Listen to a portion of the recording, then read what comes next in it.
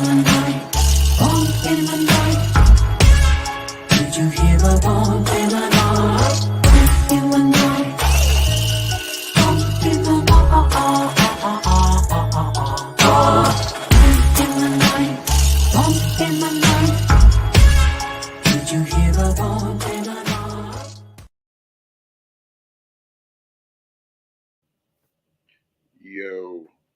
What up, Yins? This is going to be a very Pittsburgh theme episode, too, baby. Presents Exploring Your Society. I am Sean. Mikey B. Tonight we have a very special guest. We do. Matt Summerville from Hallowvue Paranormal. Hell yeah. She's in the waiting room right now. We're doing shit a little bit different tonight. We're going to have a little, I don't know, really be a monologue because there's two of us, but we're going to have a little pregame. Little douche fest, you know? Get everybody warmed up for the main event. So on the car ride home from work, I called Sean, and I'm like, all right, we're switching it up tonight. We're going to do a little monologue. What do you want to talk about? And, we're discussing stuff. I was like, well, why don't we just talk about our penises? And what did you say, dude? So it'll be a short conversation. For sure. But no, we got a couple of things coming up. We got the Public. It's all sold out already. That is January 20th, right? At the Ross House. Am I right? Wrong? Yeah, I think you're right about that. Yeah, sure. And the night before, I can't make the show, but I think Sean's going to. We got our boy Randall's band, Feast on the Fallen, with our girl Caitlin, Anxiety at Best, opening up. I can't remember the headliner's name, but they're going to be in Pittsburgh. They've both been on the podcast before, too. Yeah. So make sure to check that out. You can go to their page and see the full details. What else do we got? We got... That's Ken right there. It's comment. For sure. You see, it only lasted like 2 seconds, which is like other things that we do as well, just some quick shooters, but I don't know what else we got. We got a Public in March. Yeah, at Wildwood. So we still have tickets for that. Maybe wants to get some tickets for Wildwood. Get them. Everybody here is like New York and that, and you think it's all far, but it's kind of, it's a little bit far. It's like by Buffalo, so less than 3 hours, 2.5 hours. Yeah. To get there, like crazy. Yeah, it's not too bad. Come hang out with us, ghost hunt, have some dinner, chill, be a good time. Yeah. One other thing too is the Christmas cards. We had 64 people ask for Christmas cards, which is pretty awesome. Yep. I've sent most of them out. So I only ordered 40 originally, so I had to order another 24. So they're not all out yet. I'll get the rest of them out. Our furthest person was actually from Scotland. So that's hell cool. Yeah. Represent. Also, what else we got going on? I can't remember. Man, you're the events coordinator. Convention in April, but that's Yeah. And then hopefully I'll get our next documentary done soon. Pretty much on the verge of getting everything analyzed. Troy sent me some more stuff, so I got to get through all that. And then we'll release that on YouTube. And if Sean deems that it's good enough, we might even throw it in a theater. We'll see what happens. But besides that, we got the man, the myth, the legend, our boy Matt. Hey, what's up, everybody? Sean, Mikey, thanks for having me. Awesome to be here tonight. Yeah, thanks for coming on, dude. Appreciate it. This is great. Great to be here. Great to see everybody. Good time. Hope everybody's ready for Christmas. I was going to get a Santa Claus hat, but I didn't make it to the Dollar Tree in time. So, you'll have that. Yeah, for sure. We're supposed to take them Christmas pictures. The last thing we didn't even end up doing that or whatever. But what was it? Bel Air. We were supposed to take them or whatever, but never ended up because we usually send out. Like we had one from Greenville the year before. Yeah, sometimes you just get in investigator mode and you just want to talk to some dead folks and you lose track of other shit that you planned. Yeah. Oh yeah, you get tied up with all kinds of shit. We know. Oh wait, It hasn't been 2 minutes. We don't. No, it has. It has. We're at 5 minutes, so we can say whatever the fuck we want. Oh, there we go. All right, we're good. We're good. Good, because it's hard. I mean, sometimes you don't even realize it. I mean, honestly, one time years ago, I found myself in a court setting, and I swore like 3 times. Did you ever see Trailer Park Boys? Yeah, dude. I was just gonna say that. Okay. Yeah, and it's like, sorry, I can't talk without swearing. No disrespect towards anybody, but fuck, I can't do it. I'm sorry. You got fucking Ricky going to court there. Yeah, it's tough. But in real life, when the officials are sitting in front of you, it's like, oh, man, especially in that situation, it's like, okay, I better just be quiet. I guess that's why you're supposed to have an attorney to speak for you. Yeah, you just gotta shut the fuck up and sit back. Yeah, absolutely. But yeah, no, that's awesome, man. Like you guys were talking about some of the stuff you got going on. For anybody watching the Wildwood public that Bump's doing, me and Katie, which is my fiance and part of my group, we're going to be up there with those guys.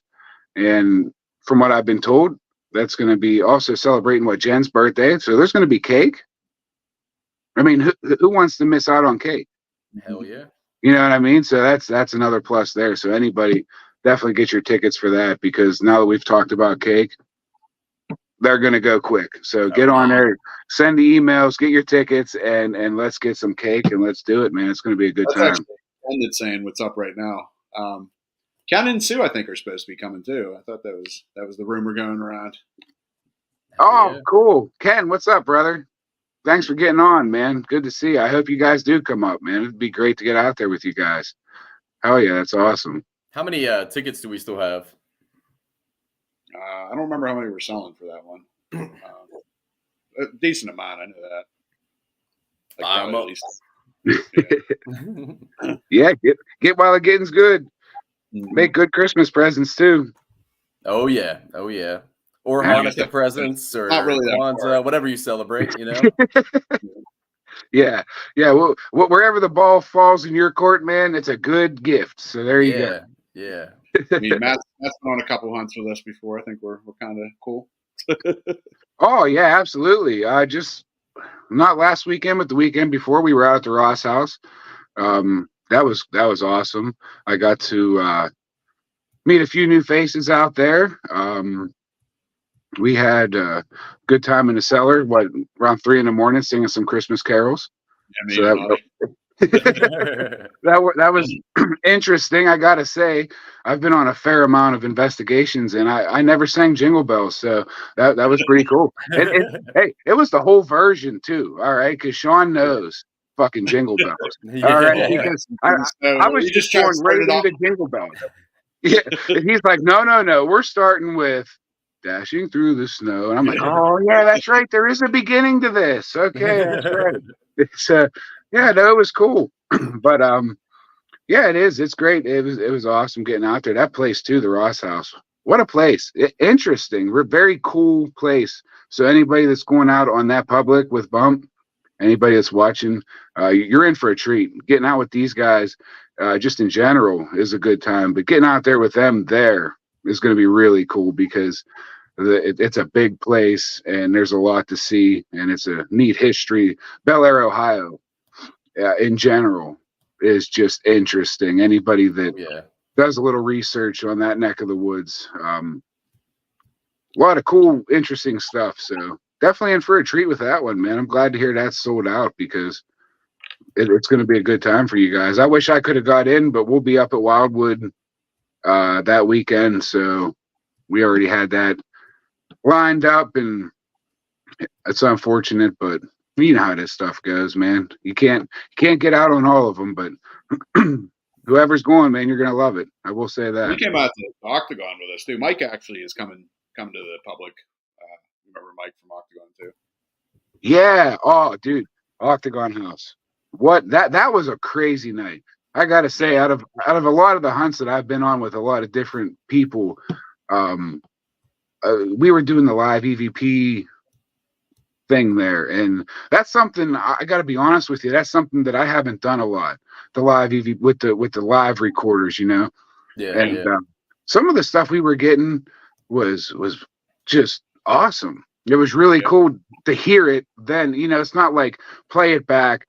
Most of the EVPs we get, just like you guys and probably a lot of people that's watching, you record it, you listen back. You might not hear much, so you bring it home, you throw it on Audacity or WavePad or something, slow it down, speed it up, whatever the case may be. Hearing it there, right then and there, kind of gives you a different, you know, appreciation for it. Recording too, but like we could actually hear voices upstairs, like disembodied voices talking, like answering. Yeah, that place is wild. Couldn't really make out what they were saying, but you could hear somebody like talking upstairs, like answering us, which was crazy. Yeah. And we heard footsteps at one point too, like something was moving around upstairs. Yeah. Towards and the later it gets there, it seems like the more the activity picks up. When we first started out, it was pretty chill. We were getting settled in, and I mean, we had between the group of us there, we had more equipment and stuff than we really even knew what to do with. And sometimes I feel like, and I was telling Sean about this before, I feel like you get less activity with the more shit you put out. Like sometimes if you go bare bones and you're just kind of doing it, I call it the old school way, and just kind of opening yourself up, and you ain't got no cameras running or anything like that, you'll get more for certain places and certain situations, you know. But God, that night, I don't even know. We had a REM pod every 5 feet. I mean, it was just nuts. We had so much stuff. And Mike, I don't know if he's on there or not, but he was really cool too. That's the first time I ever got to meet him. It was nice getting out and getting a hunt in with him as well. He's a good dude and he's a good investigator. Mm-hmm.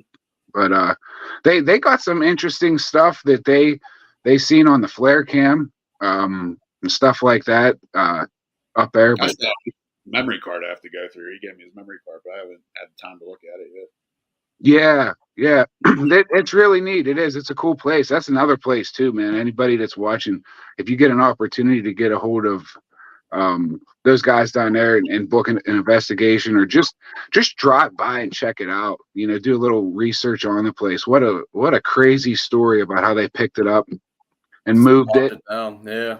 You know what I mean? They put the building on a truck and just brought it over there. And like Mike was saying too, something interesting to maybe try up there, put somebody over. I guess it used to sit in the dairy section of Walmart. Yeah. You know what I mean? Maybe put somebody over in the dairy section and see. We'll do an Estes right in the dairy That's section. What I was thinking. Yeah, dude, Estes. Put a fucking chair there, put a blindfold on. Yeah. Hey, I'll do it. You know what I mean? I'll get out like a little thing of chocolate milk out of the cooler and just like sit down and have myself a sip. Yeah. Cool place though. Yeah. I mean, that was great. I appreciate the invite for that as well, because that's something there that I've never been there. You know, a lot of people you bring that up, a lot of people really don't even know about the place. Yeah, that was the second time I've been there, but technically the third night, I guess, because we had 2 nights the first night and then that night. And every night's been active there. Like 2 of them nights were fucking crazy active. Like most shit I've probably had happen anywhere. And it was one of the places I didn't really expect much, you know? It's always those. It's always those. You don't expect much, and then it's like you could just like sit at the bottom of the steps and just the investigation comes to you. It's just like, oh my God, like there's shadow play up above. We had when we went, we had a guy, literally we thought someone was choking to death on the second floor. And unfortunately we had EM pumps going, so you couldn't hear it on my camera, but it legit sounded like someone was choking and dying. We're just like, are you okay? Like, I mean, it was consistent, you know, between REM pods and cat balls. And I mean, it wasn't just one tool or device or whatever you want to call it. I mean, it was an array of shit. You know, what I mean, they were seeing things on what a lot of people don't believe in SLSs. Some people do, some people don't. They were seeing things on SLSs, on flares. We had REM pods, we had cat balls. There was that Seer app too, and there was some relevant pictures that came across that thing too. That's something that honestly, that investigation was the first time I've ever seen anybody use that. Mm-hmm. I've heard of it. You know, obviously everybody knows GhostTube. Anybody that does this knows GhostTube. It's been around for a while, but that version of it, I've never used. I've never seen anybody use it before. But even at the Ross house, when Ryan was using it a couple weeks ago, it's weird. You know what I mean? Because I'm still kind of on the fence about it, but it is weird how that works and how it's like how relevant they can be sometimes. And it's like, explain it. You know what I mean? That's the thing. Explain it. So you're telling me that because, you know, you guys know the stigma. Well, is a cell phone a scientifically capable device of doing this or doing that? Well, what the hell is the difference really between the cell phone doing an audio recording or an audio recorder or what? I don't know. I mean, I get the audio recorder. I'm still skeptical on the apps. I mean, we've had a lot of crazy stuff come through that I was like, all right, there's no way that it knows, but I'm still pretty, I treat it like an Ovilus. Like, the Ovilus is going to spew random shit all the time. But it's when it spews something like the one time we were at Dead Man's Hollow in McKeesport and it said McKeesport. And when we were at the Bel Air house and it called out Moloch, which is a demonic prince, that's when I'm like, all right, that's legit. Yeah. But but when it says like Patty or Ronald or I'm scared, like I'm cold, I'm like, I'm watching you. I'm watching you. Yeah. Did I die? That's it too. And that's the same thing with like Necrophonic or even GhostTube. Yeah, like just this past Wednesday, we went and did a live stream at Hallvue, and I had GhostTube going, and it said satanic, then it said demon, then it said devil, and it's like, okay, you know what I mean? Yeah. Like, there's three things that could very easily just be a random program spewing random shit, but I don't know. Like I said, with that app that they were using, the pictures. Some of them were really relevant. Have you seen that yet, Mikey? I don't know. Yeah, I think Sean had it at the Bel Air house. Was that the app that he was using where it had the little girl coming out of the mirror? Yeah, I don't know if his was the same thing. Or I think his was like a, what the hell is it called? Like an AI thing. It's not, I don't think his was AI. It's a different. I don't think it's the same thing. But something similar to that. And I mean, when he was talking about Ryan in the basement and that, one of the things we got was fire. And we did the whole secret word thing beforehand. And that's what, what the hell's her name? Cindy. Cindy's word was fire. That came up on it. Like one of our secret words came up on the actual app. Oh, you guys did the experiment without me, huh? Well, we were talking about it with Bree or whatever, kind of about, you know, how you'd say it out loud. Well, we tried to do it. So we just wrote it down. And that way, you know. That way. Okay. Yeah. Not the way that I talked about, which no one did before the Monroe house outside of Nick and Sean. You wanted us to all write our secret words on our ass cheeks and show them. Yeah. Just I love that around a little bit, you know. No, the game plan was because like I want to see if it's possible for the energy at a location to read your mind. So I told everybody before we go to Monroe, when you're at your house, take a video of yourself on your phone or whatever and say a word that you know is like random. Like mine was Rafiki, I think, or something. I can't remember. Rafiki, know the word. Yeah. It was like bad, like something like with the red ass, you know. but like I think only like 3 or 4 of us did it. Oh, dude, I'm down. Ross, mozzarella. What's that? Mozzarella was mine at Ross. Oh, was it? Okay. Yeah. I was, it's like, Spirit Box or Necrophonic or app or anything, just trying to get something across any of them. Like I said, the only thing that really was relevant that came was that fire came across the Seer app. Yeah. Because I mean, everybody had pretty good picks, at the Ross house when we did that. Mine was slippers, and you ain't ever going to get slippers across Necrophonic. I mean, I've never heard it. I've used it a bunch. I'm sure you guys have used it, or like I say, any of those apps. I've never heard it come across to say slippers, or anything like that. Now, But when you use the apps, do you put it into airplane mode before you use it? yes. Okay. Yes, absolutely. I mean, you have to, because if I not, it's agree. really not solidified. Yeah. Solidified in any form. Yeah. You know No, what I mean? that. I don't know. Like I said, I've seen people get into heated arguments over that shit. Well, this is legit, or this is legit. Well, how can you believe in S-Box but not believe necrophonic? Yeah. That's the thing with any tools. I mean, my thing's the S-Box. Sean breaks my balls about it. We still love ghost stuff though. But yeah, it's the thing with any tool in the field outside of like just having a camcorder and voice just show up without anything on. Yeah. All the equipment has, a fault to it.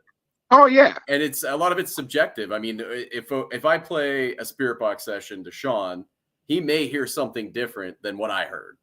Yeah. Oh, absolutely. Yeah, and it's just the way it is. Unfortunately, I mean, there's stuff. It's when you get that clear cut, EVP that's clear. There's no questioning it. That it's like that's legit.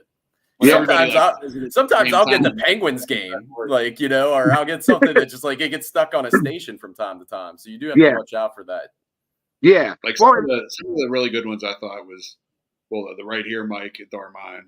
Like everybody heard that. That was on a live. Yeah. Another good one I thought was when we were at you weren't with us, but we were at Lake Shawnee. We got that Let's Play from that little kid. Yeah. That was very definitive too. Yeah. Well, there's one on the next documentary that was clear as day. I didn't know the history of the place. I'm not going to say what it is because I don't want to spoil it because it's absolutely insane. But I was doing the evidence reveal with the owner. It was an antique store that I investigated myself. And I did a spirit box session. And I wasn't even going to include it in the evidence reveal. But it was so clear. So I was like, I'll include it. I don't think it's relevant. And when I played it for them, their jaws dropped. And they were like, did that just say this? And I was like, yeah. And I told them I wasn't going to include it. Like, I didn't think it was relevant. And right. Like, oh, no, it's relevant. And they told me what happened. And I was just like, what? Really? Yeah. And that's just it. It's all about it. It's a lot of it's about the person using it too. You know what I mean? Because and who they are and what they believe and how open they are to the subject. And like, for example, you, Mikey, like I said, I told Sean and a lot of the guys, I followed you guys for a long time. Basically ever since you guys started out, because I mean, yous are right in my backyard. We're all from the same neck of the woods. Pittsburgh. Yeah, exactly. And you have a lot of creative ways. You'll sit down and you'll take shit and you'll tweak it. You'll make it your own. And I feel like that helps manifest. Like, so. No, I appreciate that, man. I call them the unseen. I don't use, spirits or ghosts. Like whenever I'm out doing an EVP session with my crew or on my own, I'll refer to them as the unseen. I always use respect. I always say hello, goodbye, talk to them just like I'm sitting here talking to you right now. Yeah. I don't try to make it out to be like, our buddy Zach or any of the other guys that are on TV trying to provoke a response or anything like that. Yeah.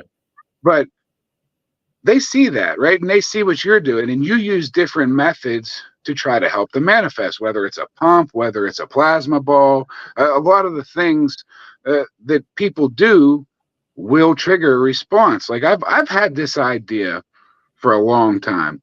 So a lot of people think that you go out chasing the bad, or that's how I refer to it, the good, the bad, whatever. Yeah. So imagine going into, say, a cemetery and finding a headstone of a married couple from days past and reading the dates and saying, okay, well, go on to Google and put in, what was the top 10 wedding songs for that time period, right?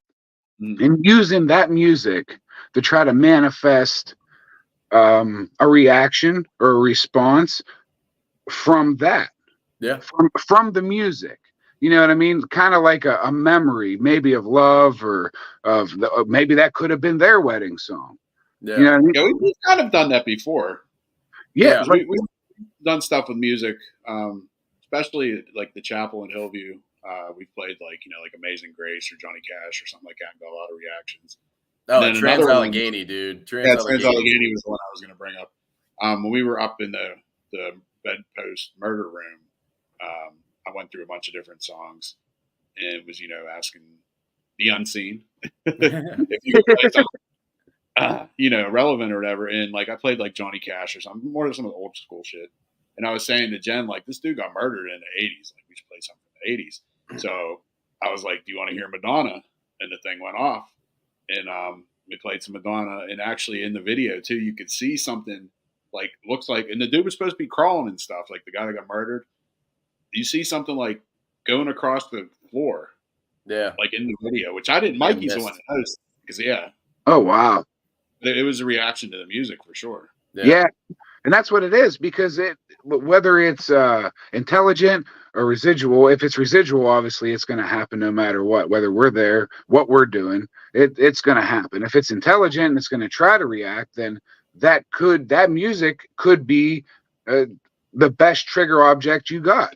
Yeah. You know what I mean? Like at Ross House, we were using chocolate, different things. Sometimes, if you're dealing with kids, you might use toys. If you're dealing with, say it was in a prison, you might use some kind of commissary. Sean knows. Well, yeah, cigarettes. We use cigarettes. Whatever it is, that music might be the best thing, because God, who knows how long it's been since that tune hit their ears, you know what I mean? And what, even for us, how many times you driving down the road and a song comes on and it's like instant nostalgia. It takes you back. You can see yourself that day, where you were, who you were with, whether it was a girlfriend or a buddy, or it don't matter what you were doing. You're boom, you're right back there. Yeah. Just from the sound of that song. From songs, and also another thing too, which we should start maybe trying to do something more with this too. Smells too. Like I know personally, if I smell something, like remind me of my grandma or maybe an ex-girlfriend or something, but like certain smells trigger stuff too. We should start trying to do stuff like that too. Yeah, and we've gotten smells too. It was weird. We were at West Virginia State Penitentiary, and we were approaching the area. I don't think you were with us, Sean. I think it was Ryan and I, and we ended up seeing Hannah, Jen, and I think Vicky maybe. And they were walking away from the cafeteria where the violent prisoners were. I think it was like North Wing. And we were walking towards it. And before we got there, you smelled cigar smoke. And there was nobody smoking cigars there. We had that happen with me and my kids on a public there before, down in the hole there. Yeah, down there, yeah. I mean, that place is interesting. And like you say, whether it's a private or a public, I've heard from multiple people, sometimes the publics are way more active than the privates. Yeah, I think our publics I've been on there were more active than our private ones. Yeah, that's because you weren't with me, Sean. You weren't with me, boy. You ran off. Yeah, that's a cool place too, though. I mean, that's somewhere. Yeah. It's been a while since I've been down there. It's probably been a couple years, but up until I actually formed this crew, I was just kind of a loner. I didn't really run with anybody. I was more of a cemetery enthusiast than anything. I would go around looking for cemeteries, old cemeteries, mausoleums, different things, different scenes, kind of like Gettysburg, so everybody loves Gettysburg, but just different things like that. And then as it started to grow, I mean, I know you guys have been into this for a while. If you can remember 10 years ago, this shit was kind of taboo. Yeah, it is definitely more open now. Yeah, like it's actually kind of a cool thing, a more acceptable thing, even amongst some religious folks. Which back then, I grew up Catholic. I grew up with my grandmother, and she was Catholic, and ghost hunting is like necromancy almost. It's like, you know what I mean? Yeah. They take that. Some people take that shit real serious, but over the course of the last few years, man, it's really picked up. I mean, there's a lot of people that love it, with all the different things in different places, like we were talking about earlier with Greenville and stuff like that, and what was going on up there, and people being able to go out and places like the Ross House and Wildwood, being able to book your own investigation or day tours and just walk through and check stuff out. I don't remember years ago ever being able to do shit like that. Yeah, I think it was probably more like an urban exploring type of scenario. I mean, Yeah, I didn't investigate until probably like I don't know 2019, like actually with like equipment and stuff. But I right. would go to places and just kind of see if I could get a reaction. But yeah, I could imagine like if you're breaking in there with a digital voice recorder, like it's gonna have to be an abandoned place outside or something to that extent. Yeah, yeah. I mean, shit. Back in the day, you guys remember the Yak Back, the little toy, the Yak Back. You could like talk into it, and then Oh yeah. okay, that Okay. was like very primitive digital recording back in the day. Yeah.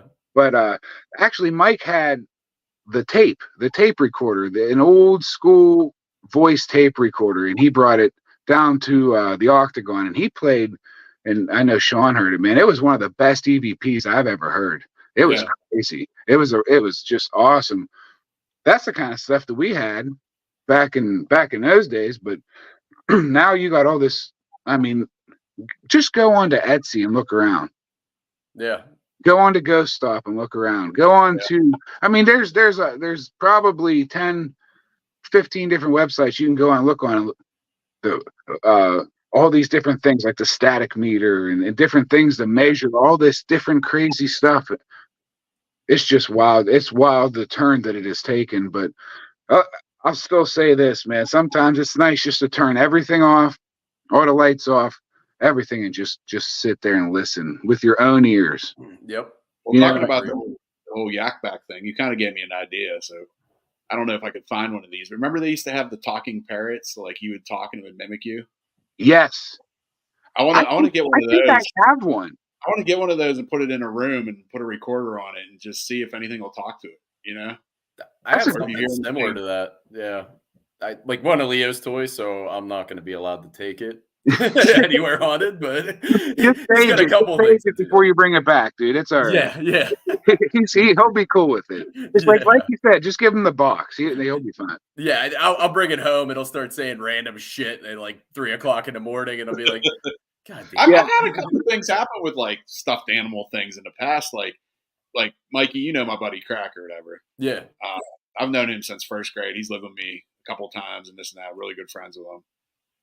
His mom passed away 2008, I think. It was the first year that the Steelers won the Super Bowl. Was it 2008? that's like the most Yinzer way to like create a timeline.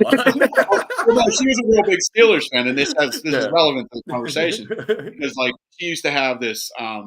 She had the Who Let the Dogs Out, and it was a Steeler doll. And, would play Who Let the Dogs Out. Yeah. Well, Crack would always put out his little trinkets before the game. He's very like, I don't know, weird with that shit. Like he'd put his terrible towel down. He'd have his little dog out. He'd like have all these things, So that dog didn't fucking work no more. During the game, it started singing again, like after the fact. And there was other times too where like other kids' toys, it could have had something to do with the house I was in because the house I lived in was haunted too. But there was other toys throughout the year. Like we had a fart machine. We had the fart machine going off on its own. Like by itself. Yeah, blame it on that, Sean. It was So, the like, machine. Yeah. Stuffed animals that like it. And like I said, the thing with the dog was weird because like it was his mom's thing, and like we're watching the Steeler game and it starts playing. Like, oh, it's just weird. Yeah. Now my family has those rituals too. You go to my dad's house, every time they score a touchdown, they have this little chipmunk thing they hit, and then they have to pat the dogs' heads and all this. Like they're very ritualistic when it comes to Yinzer things. That's just our area, man. Yeah, That's just our area. You know what I mean? But unfortunately, none of that shit's working for us. I'm not going to get into it, but nothing's working for us this year. Let's hope old Red-Nosed Reindeer does something for us Saturday, but I highly doubt it. But we'll see what happens. Yeah, we'll see. Our bump fantasy league next year. Oh my God! Which I'm going to be taking the crown this year, baby. Oh well, you must because I wanted Nadia to win the whole thing. Yeah. No, I already told Nick because Nick from Old World Paranormal's in it. He beat me last year in the championship, and it's lining up. He's gonna probably beat me again. Well, Steven was actually just watching right now. That's who you play this week. Oh, okay. He's got some injuries that I'm kind of digging, so I'm all right with that. Everybody's plagued with injuries, man. It is. That's a tough year. Yeah. Oh yeah. Especially quarterbacks. It's just nasty for sure. Oh yeah. Well, that's I mean that's it. It's like I don't know. They're not allowed to play football. As soon as you get hit, there's something, but Yeah, everybody's getting hurt. yeah, yeah. I, It doesn't make sense. it's nuts. But I'm looking past it. I was kind of hoping the Pens would start to do something, but That's not I, encouraging either. Let's dude. go Pirates. Oh, come Yeah. on. That's what our hopes on, man. Look. Yeah. Yeah. That's how you know shit is bad. Yeah. That's how Yeah. you know it's bad. For If sure. you're hoping for a good baseball season in Pittsburgh. Yeah. So But Matt, tell us more about your team. I think you have what, 5 team members? yeah, we do. We got 4 steadies. It's me and my fiance Katie, Mike and Elise. I don't know if they're on here or not. They work goofy hours, so I'm not too sure if they tuned in. And Evan, Mike and Elise, I've known for years. We've been friends. We've been out multiple times. They, like you were talking about urban investigating, that is their bag. They have been doing that for a very long time. They got interested in the paranormal field pretty much from my influence, you know. Then they obviously they've seen the TV shows and stuff like that, but so we all kind of just hooked up. And me personally, I've done it, like I said, as a loner, kind of a straggler, just going out and as an enthusiast or a hobbyist, whatever you want to call it, just checking places out, cemeteries, and with my little tape recorders and different things. Where it started for me, my first experience with the paranormal was actually a family member. It was my grandmother. I was raised by my grandmother. When she passed away, I actually encountered her. Full body apparition, man. I know it sounds cliche, and a lot of people How old don't. were you? Yeah, I was 17, Okay. and she passed away, and I was still living in our house, you know, because that was my house. I didn't have nowhere else to go. And it was at night, and one of my buddies was crashing with me so that I didn't have to be alone, you know, all that kind of stuff. But I had a old school dresser, man, with a big giant mirror. And I'm laying in bed, and I wake up one night, man, and in that mirror I see my grandmother standing like this behind me with like this smile, you know. And I mean, it scared the shit out of me. I'm not Yeah. gonna lie. I mean, yeah, sure, it's my grandmother. I just watched them lower her into the ground like 3 days ago. I mean, it scared the shit out of me. So what do? You roll over to see if it's really there, right? So I rolled over, and I still seen it. Yeah. Okay. And I got up out of that bed, and I'm a bigger dude. I moved like lightning. I mean, I fucking booked it down down the hallway, man. You know, and my buddy, his name's Fish. That's what we always called him, Fish. He's sleeping on the couch. I'm like, Fish, bro, wake up. Hey, what, man? What? You know? I told him what happened. We walked back the hallway real slow, you know, like go back, and there wasn't nothing there at that point. that right there is what really lit the fire under my ass and got me dead not set on getting out there, and I don't want to say solidifying it, but just trying to find out more, trying to learn. And something for me is I always try to learn from other people. I'm not one of these people that goes out on an investigation with somebody else or another team or something, and well, I'm going to tell you, or I'm going to show you, or no, I'm going to sit down and listen to you because I'm interested to see your methods. I'm interested to see your take on it because I don't know everything. Who am I? I'm just another Joe. You know what I mean? And if you can take something from me and I can take something from you, well, then we had a pretty damn good night. And that's what this is all about. But that's pretty much where I got started. And then I just started looking for like-minded folks, and I'm still looking for like-minded folks because you guys know, Sean knows, Mikey, I know, you know, it's hard to put together a good, solid team of like-minded individuals that can get along. That's the hard part, the get along part. Yeah. And it's nothing against anybody, but we're all human and we all got our own shit about us. So, you know, it's hard. And again, it's a hobby, it's a passion, but hey, you guys know you still got to go to work. You still got to pay bills. You still got kids. You still got daily life. So it gets tough, you know, but right now it's getting better, and we're starting to come together a little bit more. But yeah, we got 5 members. We got 4 what I call solid members that if I book an investigation, because I pretty much handle everything. I book the investigations. I know the equipment, all that kind of stuff. Trying to get them more into that side of it, and that's why I say, like, with Mikey and what you do with equipment, I find that shit fascinating because a lot of people look at me like a nerd or a geek or something, I whatever. get that too. You know what I mean? We It's look like, at Mikey the same way too. So. yeah, exactly. And then when I see the pictures, and I've watched your guys' lives, and I've seen the way that he does shit, and it's like, I'm not the only fucking weirdo out there that thinks outside the box and is trying to figure out different ways to use this shit, and not just sit down and ask the same 5 questions over and over again and expect a different response, because it don't always work that way. But that's pretty much where we came from. The name Hallowvue came from Hallowvue Road, which is a road in Big Beaver, PA, which is just outside of Beaver Falls. Yeah. Oh, you gotta love the Big Beaver, man. Oh, you know it, baby. I lived out there for a while, and my fiance, she was born and raised out there. I was a volunteer fireman out there for 10 years. So I got to know the area pretty well, and there's a lot of history. We actually did Summit Cut Bridge this Halloween. I don't know if you guys are familiar with that. I'm not familiar with it. If you get an opportunity to check it out, it's a pretty interesting story. So there has been 28 recorded deaths there, and I can tell you personally, throughout the years that I was in the fire department, we picked up 7 people off of those tracks that actually jumped, and it's a pretty high bridge. I think it's somewhere around almost 100 feet. It's just about 100 feet. So needless to say, when we picked these folks up, it was like picking up a bag of Jello.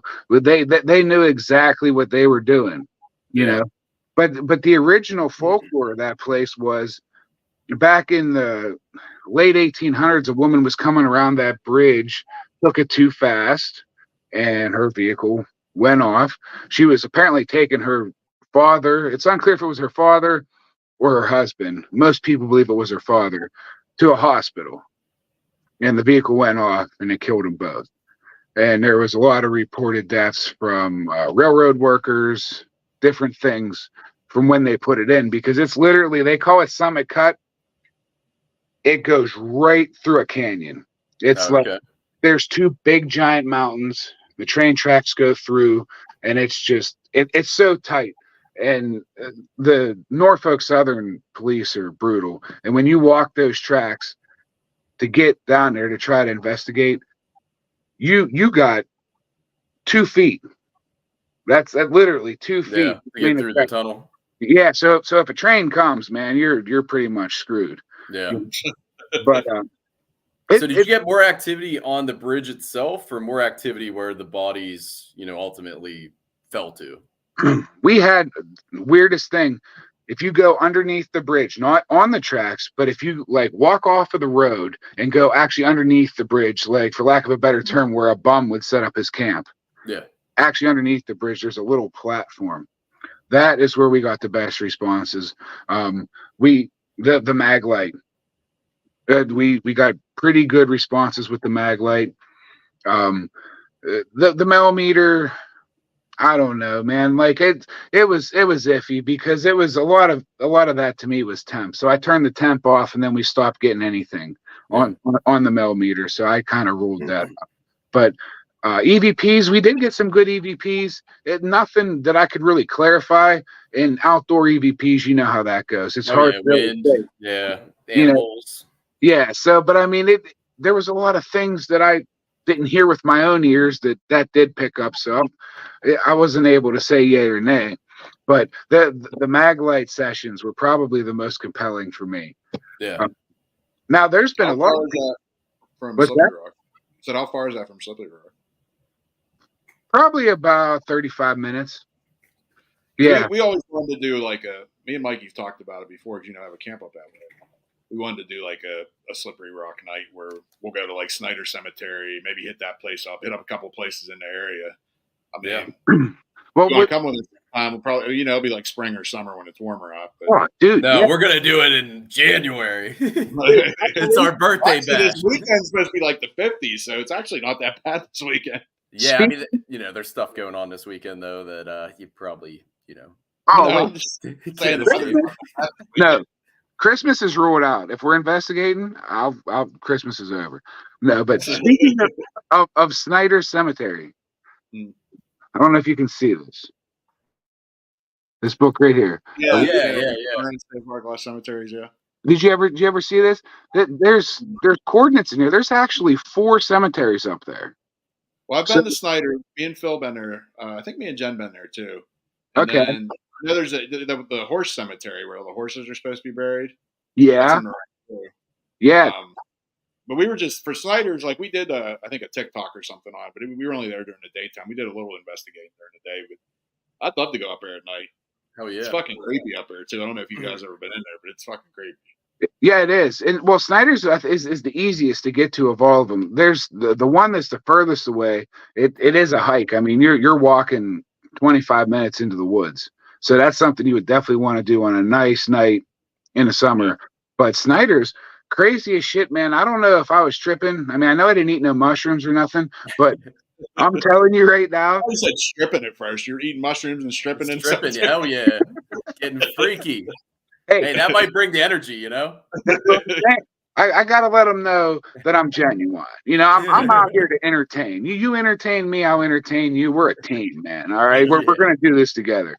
And then when I'll show you mine. Hey, that's how it all starts, right? Remember grade school?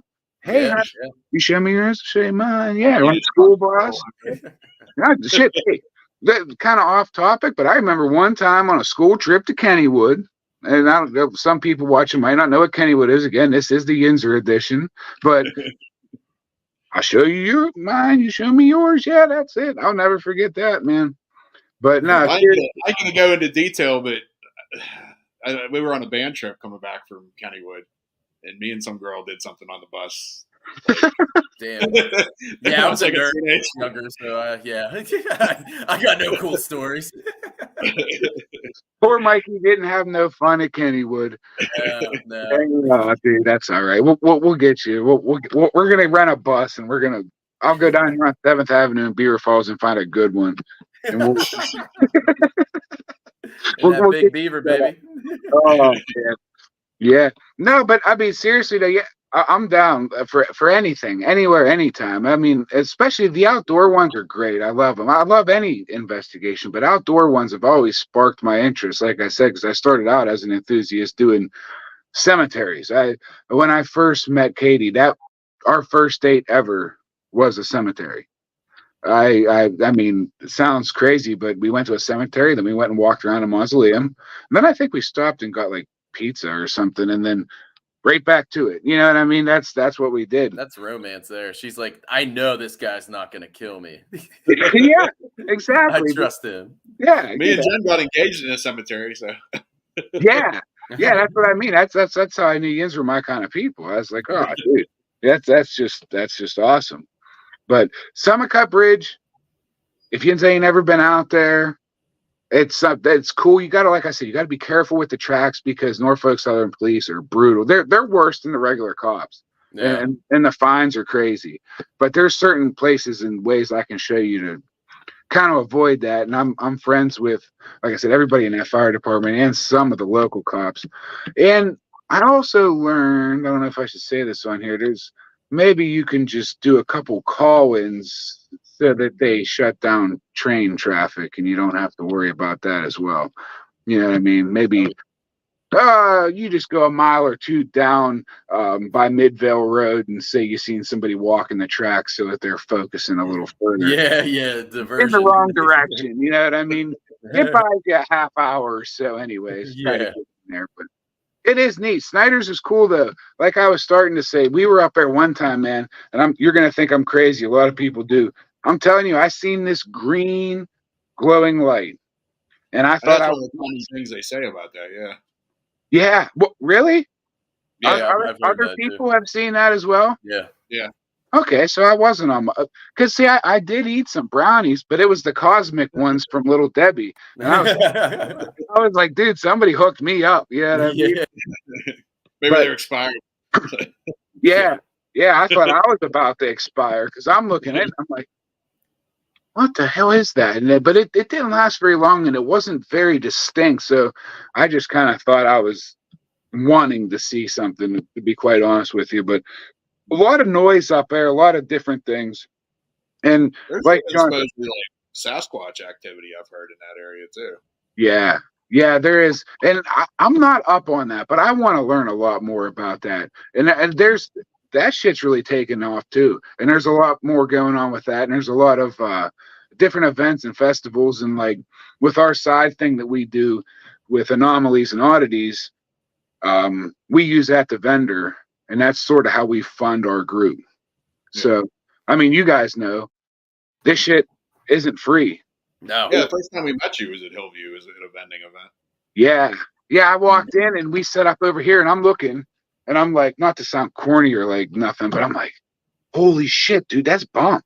You know what I mean? I'm like, wow, this is awesome. You know what I mean? Because like I said, I've been watching your guys' stuff and to me, not like, it's not like, seeing freaking Michael Jackson or something, but it's like, wow, these guys are cool. These guys are awesome. I don't know. Sean's got those baby making calves. He's kind of like a little Michael Jackson-ish, you know? Well, okay. Yeah, Yeah. I'll give you that. And there might have been a little kind of a semi-hardy there, but no, you know what I mean? That's all right. I won't say that, Sean never gave me a boner before. Oh, there it is. There it is. I didn't know if I wanted to use the B word on here, but I guess I've said everything else, so fuck it. Yeah. That's scared the room with Matt too. What was going on when I was sleeping? Yeah. Hey, you didn't feel it? That, like you said, it'd be a very short conversation. Yeah. You know what I'm saying? A very short conversation. But yeah, I mean that's what we do. So it's tough because I want to book investigation after investigation. I want to get out with you guys. I want to get out with I'll put it out there. Anybody watching that would ever love to investigate, that just truly loves it, man, so do I. So if you ever want to get together, find me, hit me up, send me a message. I'd be more than happy. I'll drive 5 hours. I'll drive 10 hours. I don't care if it's worth it. If it sounds cool, I will do it. You know what I mean? It's just a true passion. And most of the people in my team are the same way. And I know you guys are the same way because Yins will travel all over bumfuck to Egypt, just for a good hunt, or even for a good cause. I know some of the events that Jen did last year were for great causes. A lot of the things that you guys do are for great causes. Even your own event that you're doing in the spring is completely for cancer research. I mean, that's unheard of, and that's awesome. And I got fucking mad respect for that because there's way too much money making or wanting to make money in the field now, and for people to go out and do it because they love it or to go out and do it to help other people, that shit's cool, and that keeps it true to its roots, and that's what we need more than ever. I always say there's investigators and then there's influencers. Yeah. What do you want? You can be both, but you got to do it the right way. And a lot of people don't. Yeah. Like you said, do it the right way. It's one thing, like you say, to go live and try to get your content out there, and it's another thing to that's all you're worried about. That's all you're worried. You know what I mean? You're going out there to go live. You ain't worried about investigating. You're just going out there to do that, to get your face out there and think that you're going to be like a superstar. I hope so. I hope everybody can do something to be a superstar and fucking make it and be huge. But at the end of the day, man, we're doing this shit because we love it, because it's fun. It's a good time. Yeah. You know what I mean? And it's interesting as hell, and you get to learn. Yeah. I mean, and that's always my goal is, like you said, trying new things. Like, I want to be able to expand on what we're interacting with, because I'm the same way. Like, I don't know if it's spirits. it could be energy that is just at a location and it's personifying itself based on the history that it witnessed because it was there the whole time. Yeah. Like attached to somebody or something you manifest yourself. Yeah, exactly. And I feel like if you're not doing it for that and you're just doing it for likes, then you're not going to get as great responses when you're actually investigating. Oh no, exactly. Well, they know it. I mean, they pick up on that shit instantly. Like I said, they judge us the same way. I mean, it comes down to two things. 9 times out of 10, and this is the biggest thing for anybody to ever remember, man. 9 times out of 10, they're just people like us, just in a different realm or from a different time. You know, if it is intelligent, if it's residual, then it's happening no matter what. It doesn't matter if we're there. It's going to happen. You know, a lot of people, I don't know if they understand the difference between an intelligent haunting or residual haunting, but residual is, okay, the same thing time and time again. If you had a fella who worked in a mill and he worked this line and he did this for 40 years, okay, there's a possibility that might replay. You might see him walking down that same line doing the same thing that he did all those years. You're not provoking that. He's not interacting with you. It's just going to happen.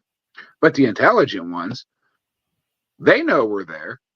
They can see our intent. They can see if we're genuine and if we want to speak, if we're curious, if we're interested, or if we're just out there poking fun, trying to make a buck, or they probably don't know what a like is, but you know what I mean? 9 times out of 10, but yeah, I mean, it is. It's just like dealing with like us guys here. It's just like dealing with normal people, and you pick up on it. Oh, you there? Yo. Yeah, we can all hear you, dude. You were gonna talk, and so we just we're like close for a second, yeah. But like I think it depends on the location too. Like if you go to somewhere like a prison or an asylum or something like that, obviously it's gonna be darker and stuff like that. But like I don't know, like say when we go to Hallvue or something, we're interacting with like George or Mary Virginia or somebody like try to just be more like human, I guess, you know, like talk to them or maybe joke. Like I know we've been up in what is it, Mary Ayala is the other lady upstairs. Yeah, like, well, Mary told like jokes up there, told jokes, sung, danced, you know, just like kind of how we act like in public. Yeah, it's like if we do a public, like we're just hanging out, we're cool, we're chill, we're just messing around, like try to do the same with the ghost stuff. Like as long as it's like that vibe. Like I said, if it's somebody like violent that like I don't know, you know, you take it a different way. Because even like when we did West Virginia, talking about activity in that public and private, I think part of the reason maybe we didn't get a lot of activity is remember at the beginning of the night, Mikey, like we did that thing with the prison guard thing where I played a prison guard. Yeah, I kind of got a little like what would be the word? Not vulgar. Like I don't know, authoritative, I guess. And I think that could have maybe fucked up some of the activity. Like I don't know if I would do that again. Like nothing happened to me, but we didn't really get any activity. Well, I'm glad I wasn't with you then, because it must have been you, dude. Like that might have been why. I don't know, like I said, it depends on the environment. I think like if you go into a darker place compared to like something that was more lighthearted, you know, you act differently. Oh yeah, absolutely. That's just it. You're going to get a different response. You know what I mean? And that's it. That's kind of like what you're talking about. Is kind of like provoking, maybe too. Then maybe they feel like you're trying to provoke them. You're not trying to chill. You're not just trying to kick it with your homies, so to speak. You're out there provoking it. There's different ways though. Like you were talking about with Mary though upstairs. But I'm gonna tell you what. This last time I was there was my 33rd time at Hallvue. It's 10 minutes from my house, so I can go there every weekend if I want to. You know what I mean? It's not far at all. And that's just if I got a weekend and there's nothing going on and there's a public, 9 times out of 10 you'll probably just catch me up there walking around by myself. Not even the team, you know. I'm just up there walking around by myself. But waltzes, man, take your phone out and play a waltz. She loves it. Yeah. You know, she loves waltzes, but different things like that. I guess that could be considered provoking too. But it's a different type of provoke. It's a happy provoke. It's Yeah. Yeah. you know what I mean? It's like Yeah, you're talking about with just the trying to get a prison guard. reaction. Yeah. You Yeah. know, if they a prison guard, what a dickhead. You know, I remember this one time. I can get that. I can understand that aspect of it. Absolutely. But there's always a different way and a different perspective on it. And that's the great thing about talking to other people, like-minded people, and getting their take on it, is you learn their perspective and their experience. And well, now I know if I go to West Virginia, don't fucking act like a prison guard. Yeah. You know what I mean? Because you had that experience and it didn't play out so well. Yeah. Well, I think part of it could be too is like going back to like these YouTube type people and influencers, and that is, their whole shtick is they're always scared and this and that. And Yeah. Now, if it's realistic or not, that's one thing. But I think maybe some of the spirits feed off of that. Like if you're not afraid of them, then nothing's going to happen. I'm not saying that with everybody. Right. But some of the spirits are that way, Yeah. Well, I'm sure some of them do want that. I'm sure. I mean, hey, I don't know about you, but when I go, if I get the opportunity, I got some people I'd like to come back and scare the shit out of. You know what I mean? Like, sure. if it don't work out, I might be a little butthurt. I don't know, maybe. But yeah, that I could see that. Absolutely. It also goes off of, I think, the actual investigator too, is how I think gullible, I guess, people are. Everything's something. You hear this little thing and that, and I mean, Mikey knows like 9 times out of 10, I don't believe shit. Even now, you were at Ross' house when me and Troy were arguing about that. Yeah. Troy was talking about them recordings at Bel Air or whatever, and I was like, yeah, I didn't think a lot of that shit was anything. And he's like, oh, you don't believe in anything. Well, you got to be in my face. Show me something. Like 9 times out of 10, shit can be explained. Yeah. That's a good take on it as well. Like you say, because if you can sit down and say, all right, what the was that? Like, there's no logical way for me to explain it, then man, you really got something. And that gives you the goosebumps on your back. And you're like, I mean, that makes your whole night.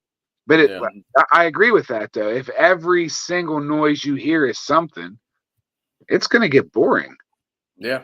You know what I mean? Because it's. I mean, I don't know. Maybe not even necessarily just in the way of a live stream. If I was watching that, and every single time a dog farted, it was a demon, I wouldn't keep watching. Yeah. You know what I mean? Agree. So, and that's. I mean, you guys know the stigma. You have been in this long enough to know the stigma with every single thing's a demon, everything's bad, everything's this, and to the majority of people who don't really get out there and don't really get into this type of stuff, that it's kind of like a Halloween thing for them, that might excite them. Yeah. You know what I mean? That might be something that they like. They watch it during Halloween and that's what they're looking for. It's kind of like a spook movie. It's like watching fucking Michael Myers or The Exorcist or whatever the case may be. But the people that see it differently, it's not exciting. It's boring and it's repetitive and it's kind of kills what we actually want to do. Yeah. And I feel like, we mentioned earlier, there's so many people coming into the field, and it's good that it's being recognized and stuff, but in a way it's also bad because people are putting out fake stuff, or, if your spirit box says demon, obviously, and when you hear it live, you might react to it, but it's like, is it? Do you question it? Do you take it to the next level and try to figure out, okay, you're a demon. Well, are you a high-level demon? Are you a low-level demon? If you're a demon, who do you report to? What's your, what's the higher-up demon that you report to? Like, you got to, expand on it. And I feel like a lot of the times, and I always say there's ghost hunters and then there's paranormal investigators. Like, I feel like ghost hunters are like, oh, it's a demon. We're done. Let's go. We got it. Yeah. Where as a paranormal investigator, you got to expand on that. Why did you say demon? Why, show me that you're a demon. Do something. Tell me who you report to. Tell me your name. Yeah. And typically, correct me if I'm wrong, 9 times out of 10, if it is demonic, truly demonic, and that they have objectives. They're not just hanging out someplace for no reason. Like they have an objective. There's a reason. They're up to something. Yeah. They're looking for something, or there's a reason that they're tied to that place, or there's a reason for their activity, and they're not just going to come across a fucking S box or a necro and say demon. I mean, shit's going to be happening. I mean, there's going to be other telltale signs, whether it be the classic stuff like smells or different things. Different things are going to be going on. There's not just going to be a voice on a device saying demon. Yeah. You know what I mean? If it is the real deal. I'm not saying some people don't believe in demons at all. I don't want to step on anybody's toes. We're all entitled to our own beliefs, especially in this field. You got a lot of different types of people and aspects with it. So I hate to get into the religious side of it with people, because I don't want to argue with people. You know what I mean? I'm not out here to say I'm right or you're wrong or whatever the case may be, but I definitely understand what you're saying. It's not going to be just a word. There's going to be so much more to go with. I can't get into it too much, but about a year ago, we got invited on a private case, and it had to do with a younger child, and they thought that he was being oppressed by a satanic entity. And we did an investigation of the property, and there were some strange things. Rounding it all up, I'll put it to like this. The household was not ideal. You could obviously tell there was drug use, there was alcohol abuse, the family life was bad. There was a lot of kids in the home, and there was just the way they talked amongst each other. When you tried to talk to this child, the parents would always answer for him. You know what I mean? You couldn't sit down and have a conversation. I think you were telling me about this. Yeah, you know what I mean? And there was me personally, I've been an ordained minister since 2020. Oh, wow. This was the only thing that kind of threw me with the whole thing. Was he started to walk around in the living room and just drawing a pentagram on the floor with his feet, right? And I have a rosary that I carry with me on just about every investigation. Like I said, nothing against nobody. That's my preference. I was raised Catholic. That's just, everybody's got their own thing. Yeah. So I was like, okay, this kid could have watched The Exorcist or The Omen or whatever, just judging by these parents. I didn't take them as the type of parents that would be like, no, you're not watching that. I took them as the type of parents that would say, yeah, fuck, go ahead. You know what I mean? I don't care. Yeah. Watch whatever you want. So he started doing all this stuff, and so I took the rosary out just to see if I could get a reaction, and I had it in my hand. He couldn't even see it. And he come over, man, and I mean, I never felt strength like this from anybody of that size. I mean, this boy was little. Man, he ripped that thing right out of my hand, and he took it over, and he threw it down the steps. And then he turned around, and directly behind him was a wall. And he started banging his head off the wall. Wow. And I yelled in just around the corner there to the sister, the oldest sister, and I said, get in here. Because I won't touch him. I won't touch somebody else's kid. You know what I mean? I just won't. Yeah, I'm the same way, dude. I just didn't want the kid to continue to smack his head off the fucking wall, but I'm not gonna touch him. So they stopped him, and the kid stopped, and he's looking. And I asked him his name. I said, do you know your name? He wouldn't. No, I'm the devil. I'm the devil. That's what he kept telling me. I'm the devil. And I was kind of laughing a little bit, just trying to lighten the mood. That's how I am. And I said, well, what do you know about the devil? And he looked me dead in the eye. And I'll never forget the look in this kid's eyes. And he said, well, what do you know about the devil, priest? Now, none of these people knew that I was an ordained minister. I never let that information out. I never said anything like that to them. I don't really tell anybody that kind of stuff, but I felt like it was appropriate because of the topic here and what we're talking about. That caught me off guard because I thought the whole thing was bullshit. I thought it was just a bad household, a bad situation, and this and that and different things adding up.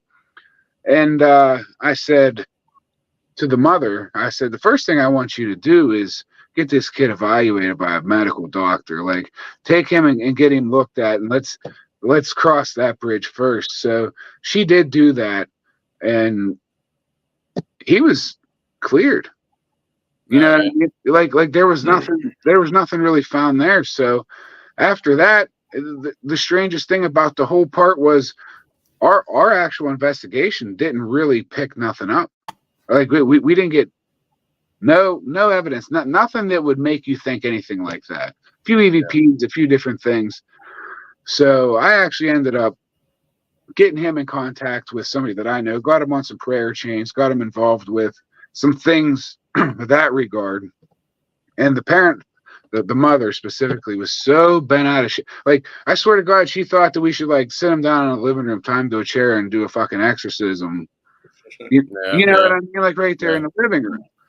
But that there, I feel honestly like maybe he could have been influenced by something demonic or negative or something of the bad. And I had in my mind that it was bullshit. So you do have to keep an open mind. You do have to sit sometimes and think and wonder, especially when it has to do with little kids in bad situations, because it seems like those negative entities and the negative shit always seems to pick up on that. They find the right ones, but they, at least in my opinion, in my experience, they always have an objective. Yeah, they're not just floating around, you know, some place just talking to S boxes or you know, dicks on occasion. You know what I mean? But like, I'm gonna move this thing just to fuck with some people, you know? Yeah, you know what I mean? Like I don't know. They got, for lack of a better term, better shit to do, I guess. I don't know. But that was an interesting story, and that was probably one of the craziest things, like, because you guys know, you have both done residential shit for people, and 9 times out of 10 when you go in there, people just want to see something or think things that it's not. You can usually always figure that out. A lot of it's either, a lot of residential seems like it's either mental health or drug related. Yeah. And that's the first thing I thought, because I mean, don't get me wrong, I like to drink my beers, and I ain't talking shit on nobody that likes to sit down and have a couple beers, nothing like that. But you know, when I went in there and I seen it, and I seen, just, I don't want to say I'm judging people, but you can tell. Yeah. You know what I mean? You can tell somebody that it has a couple beers or whatever, and somebody that has a problem. And with the state of the house and the condition of the family, that's the first thing that comes to my mind. But like you say, 9 times out of 10, that's usually what it is. And any of them, you know.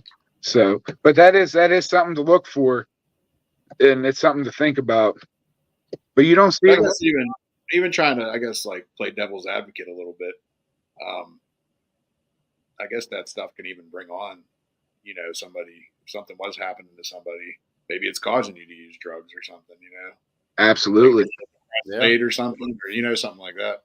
Or the other way around. Maybe there's so much negativity that it just manifested something. Yeah. Whether it's, you know, demonic or just something, some negative energy. It's just in a place for so long, like, and it just personified itself, you know? Yeah. It fuels it. You know what I mean? It's like a live gas line that just keeps it going, because that's what it builds from. That is honestly what it builds from, in my personal opinion. That's what keeps it going. Because, I mean, hey, a lot of the times, if you ignore it, it goes away. If you don't show it attention, it goes away. And this goes for any type of haunting. If it's, you know, you move into a house and there's activity and you really buy into it, like Sean was saying, if you show that you're scared, it's probably gonna aggress. It's probably gonna get worse. Yeah. You know what I mean? If you just ignore it and act like you don't give a shit, then 9 times out of 10, it's gonna decrease, and it might even go away completely. Yeah. I mean, that happened in my house too. Like it was super active for a while when we first moved in, and then after a while, I did do a couple spirit box sessions. I'm kind of banned from doing that now because we got the little guy. But yeah, I mean, I got crazy responses, and we kept having stuff move around, and yeah, it just kind of stopped after a while because I was like, all right, we're having a kid. I can't mess around anymore. And it kind of dissipated. Like the house I grew up in, like I said, I lived there for 25 years, and back when I was a kid in that, we didn't really get involved too much with the paranormal. So we weren't really messing with anything. But I don't know, you go to a lot of these locations and, stuff's happening every single day, or people claim that stuff happens every day. But the thing is, you're stirring shit up. You're trying to do that. Like when I was just living in my house, maybe 5 times in 25 years, we had something happen, but we weren't looking for it. We weren't antagonizing it, Yeah. It's once you open the lines of communication, it seems like it's, that's when it's like, okay, well, these people are receptive. I'm going to start doing some shit. I think that's in general period, which I know we've talked about this before, but like when I used to work at the school and I'd be there by myself and just walking around and like something would fall off the wall or a locker would close, or it's like, it's something trying to communicate with me now because they know like I'm into this stuff compared to like, not just ignoring it, Right. Oh, absolutely. Then that's exactly it too. That's exactly it. It's kind of like, say, I don't know how you guys think or how you believe in it, but somebody that's a medium or somebody who can see or talk to the other side, right? It's say there's an entity and they're standing over here and this person can actually see them, or so they say, yeah, or whatever. Okay. Oh, wait, you can see me? Oh, okay, cool. Nobody else can. So you are giving it the attention, or them, or it, the entity, whatever it is. Well, hey, you know as well as I do, since we were little kids, there's no monsters under your bed. Ghosts ain't real. None of the we've all been cultured that way because that's how our parents made us go to bed at night. You know what I mean? It's like they're not going to sit there and tell you, oh, well, yeah, it could be. That sound you hear, you know what I mean? They tell you from when you're a little kid, nah, that shit ain't real, man. That ain't real. It's just a movie. It's just on TV. So you're programmed to believe from a very young age that it's all bullshit. So the minute that somebody shows the attention or uses a device, like Mikey was saying with the spirit box or whatever it is, they're like, oh, hey, wait a minute. This is somebody that's open-minded and that is their perception of this is different. So I can actually communicate with them. Of course they're going to, man. They probably ain't talked to nobody or interact with anybody in God knows how long. Yeah, exactly. I mean? Think about being in your house by yourself for 40 years, not being able to talk to nobody. Again, it all comes back to they're just people. So when they get the opportunity to communicate, hell yeah, they're going to. I would too. I love it. You guys see that? I'll talk all day. You know what I mean? So, hey, you ain't going to shut me up now. I know you can hear me. You're going to pay attention to me, Yeah. Well, going on that, if that's the case, these places that are so popular, like Hallvue and whatnot, you would think after a while, they'd probably just be fucking annoyed with people, And I actually had Bill one time. We were at HillCon, and Hannah and I went into his room real quick, and I put the spirit box on. I wasn't getting anything. I was like, Bill, are you here? He's like, and it came through and said sleeping. I'm like, all right, well, we'll let you sleep. So it can, get annoyed too. Like, hey, leave me the fuck alone. I'm sleeping or I'm doing something. Like, get out of here. Yeah. Hey, speaking of Bill, when I was up there Wednesday, I told him, I said, hey, Mikey Bowser said, yo, because you told me to tell him, and the fucking mag light blinked. Nice. So, he knows who you are. He knows who you are. So that solidifies that for you, man. He likes you. Yeah. But, going off the water or whatever, you said you've been there 34 times. They must all know you there too. Yeah. Well, actually, yeah, because my buddy Joe Moxon, he runs a smaller group. They're all older folks. I think Joe's in his mid-70s, and a lot of the people that he goes out with, they're all in their 70s. And I've gone out with them many a times. You know what I mean? And I've learned a lot about EVPs through him because I call him the EVP king. Because he gets really good stuff, and he uses the old Panasonic DDR60, and a few other ones. He's got a couple Olympus recorders that are pretty decent. And anytime we go to Hallvue, and I'll have to get him, and I'll have to send a couple to you so you can hear him. You can actually hear him. Hey, it's Joe and Matt. Joe and Matt. You know what I mean? Like they absolutely know. They absolutely know. But as far as other places, I have never seen anybody go into a place and get like, okay, he did this class down here in I live in Elwood City. He did this class down here. There's this little store, little plug for their holistic wellness. It's like kind of a witchy type place. They do crystals and all that kind of shit. You guys know these places. Yeah. He did this course down there called Ghost Hunting 101. And that's how I originally met him. I seen it shared on Facebook, and I was like, oh, God, I got to see this. So I went down there with like kind of my own stigma, like. Yeah, like this is going to be bullshit. Yeah, he actually ended up being a really cool dude, and he. Yeah. So just this past October, he did it again. And we left there and we walked half a block down into a barber shop because one of the people that attended the class owned the barber shop. And he went in there, man, and he got 3 EVPs, very, very good EVPs, just just didn't even plan on going there. You know what I mean? Didn't plan on walking in. Just very neat stuff when it comes to that. But me personally, I'm not real good with the EVPs. You know what I mean? Like I try, and I've gotten some stuff, but that's the old school mentality of it, maybe. But that's just one of those things there that I feel like everybody's got their own aspect, and if you can get different people on your team to have their own knack. Yeah. You know what I mean? Like, hey, you're good at this, or you're good at that, or I see that, Ross House last week. Look, that pretty much all of the verbal response or any type of response was with Kat. Yeah. They just really wanted to talk to her. You know what I mean? Octagon, Mike had a lot of responses. It seemed. Mike, yeah, they loved Mike down there. They were tugging on his beard and just really interacting with him, and that's the cool thing about it. And you start to pick up on that shit. It's like, oh, okay, so you see people's not qualities, but what they're good for on the team. Like that, yeah. Some people are better for some things than others, and the EVPs just. I mean, I don't have a $3,000 recorder either. Yeah, but I mean, just saying, some people are just better at other things. But I thought it was pretty cool, and that's Hallvue, man. I'll have to share some of the stuff that he gets up there to you guys so you can check it out. Because I want your opinion on it too, because I know, like Ryan was saying, there's a motor in there that the recorder picks up on, and a lot of times people think that's what it is. Could be. I'm not saying one way or the other, but man, that sure sounds like words. Yeah.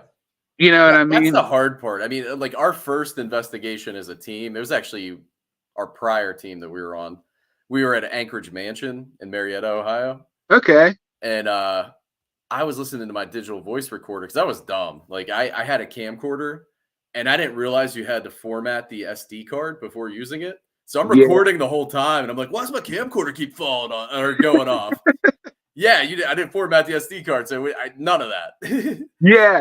But we were in this room at the end of the night, and there was I forget what the story was, but there was a woman's bed that used to be in this one section. So I sat there with the digital voice recorder, and I was with Hannah and Phil, and I was listening to it, and I was like, holy shit, that was like the best response ever. And I listened to it probably like 20 some times, and then I realized it was Phil clearing his throat. I was like, yeah, that's the worst, man. That's why you got to call that out. Phil never does. I hope he's watching, Phil. Yeah, that's the hardest thing with EVPs, especially obviously if you're on a public. Yeah, because it could be anybody. Yeah, you know what I mean, and anything. So it's hard, man. So you got to stand there completely quiet and not even breathe. And we all have stomach issues too. Like, so that's another thing it picks up. It's like, oh, that sounded like a growl. No, that's just, Mike's Crohn's disease acting up again. Yeah. Well, I think the recorders, that time with Tommy Gill at Octagon, when they were doing the live one like that. That was cool. And even some of the Bel Air stuff with Sean Austin too, up in the attic. Yeah, He that had was wild. he had like an expensive recorder or whatever. Yeah. But like, I'd like to start doing more stuff. Like that's why last weekend or Ross or whatever I was doing that. But I think the best one I ever got personally, I think I told you, Mikey, before, is we were at Conneaut. It was me, Jen, and Nadia. And Nadia's my daughter, for anybody who doesn't know. We were talking in the honeymoon suite, and the spirit that's supposed to be there's name's Angelina, which is my stepdaughter's name. That's why I remember the name. And Nadia, she's 20 now. She was probably like 16 or so at the time. She was talking to the child, and she was like, if you're here right now, can you say something? And you hear a little girl laughing across the recording. Like, I thought that's probably the coolest EVP recorder wise I've had. But Yeah. we don't really do it a lot though either. That's why, like I said, I want to get a live recorder, which it's on my Christmas list, on my wish list, John. There you go. Santa Jen. But I want a live recorder because I don't know. It's just I feel like if somebody could listen to it, in real time, you have a better chance of actually hearing it than recording a 45-minute thing and then going home. And I'm not going to fucking listen to it, Yeah. You need to, you dick. I need more footage from you guys. Yeah. I mean, I have like 3 hours of recording stuff on a digital voice recorder that I go through every time we put out a doc. That's why it takes so long. Yeah, it is. It's tough. And that's just it too. Imagine like the old way of doing things, just setting up like Jason Hawes and Taps. They put all these cameras up and sit there and listen to 7 hours of audio and have 10 different cameras that you got to watch the same 7 hours of footage and look for something to change. Luckily now we got a lot of motion stuff, and with the full spectrum aspect of it, which wasn't around back then, that kind of helps eliminate that a little bit. I still do it the old school way. I got two cameras like on a tripod. Yeah. That first time with the old group, I was with Frederick Crow or whatever. We had static cam set up the whole weekend. So there was 72 hours worth of footage or something, which I think he went through it, but there's no way in hell I'm fucking sitting through 72 hours of footage. Well, the hard part is too, like, you need to have like the space on your computer to like put it on to even watch it. So it's like, it's really hard to use. Like I'm not technically advanced enough to figure it out either. But static cams, like, those are the worst ones though, because you're like literally staring at it like an empty room. Like, yeah, that's what I was just getting ready to say. I would definitely try, but I'm probably gonna fall asleep, or I'm gonna start daydreaming and miss something. Yeah, you gotta break. You know what I mean? Increments or something. Yeah, that's tough, man. And but the thing that bugs me too, though, is even with motion or static, whatever. Especially with the motions, what if it doesn't pick it up? Yeah. You know what I mean? What if it doesn't activate the camera? So your camera's sitting there and you got 10 blimps on there, so you click them and there's nothing with any of those. But what if it didn't get it? I don't know. That's tough. And same with audio. You can set down your recorder and leave it run the whole time and sit there and listen to it. You don't know if somebody walked past, if a freaking at Octagon, we didn't know. We thought sometimes, was that a raccoon? Yeah, that's another aspect. Yeah. You know what I mean? Like, what is it? Was there a little animal or something that ran past, or was that actually something paranormal, or what is it? It's hard to say. We did have that camera running up there, but I don't know how much it covered of the area. But I think that's the memory card I got off of Mike, so we might be able to see if. With that GoPro or whatever he had up there on the wall. Well, there was the GoPro, and then there was a regular cam too. I think that somebody had. I don't know if it was Mike or who it was. Maybe back where the laser grid was. Okay, I know which one. Yeah. Which that was another weird thing that happened at Octagon, was that laser grid. Remember how it kept going on and off, and like our questions and shit. That was weird too. Yeah, there was a lot of weird stuff that night up there. The triple Estes, I'll tell you, that was the first time I ever did a triple Estes. Yeah, and that's like how you were talking about the trigger objects earlier. Like, I had there's supposed to be a little spirit of a little girl there, which Jen said she saw last time when we were there, like full apparition.